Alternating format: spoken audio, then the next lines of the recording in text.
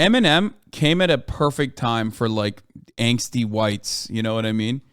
Straight up. Like he there's a reason why he has one of the, isn't Eminem's like rap albums one of the highest sold rap album of all time still?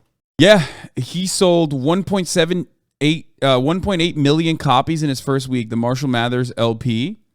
It debuted at #1 in 2000, and it broke records for the fastest selling hip hop album of all time and the fastest selling solo album in the United States.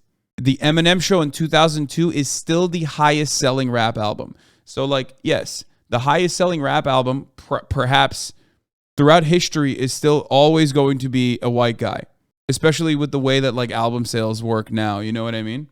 I had it. I had I had all of his albums. I bought them in Turkey. Okay, I had a cassette. I still remember. I had the motherfucking cassette and the album too, like the CD as well. So yeah.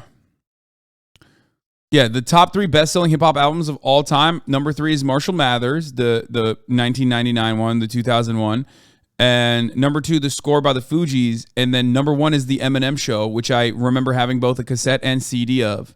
And this is like probably, perhaps always going to be the number 1 best-selling hip-hop album of all time. So think about that.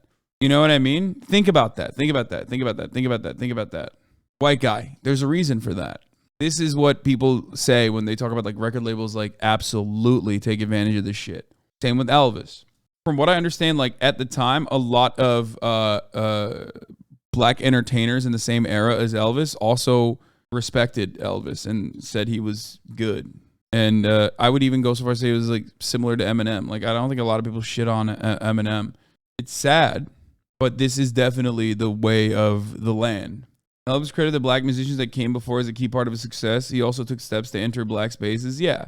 But no matter what happens, like ultimately, I totally understand why people would have resentment.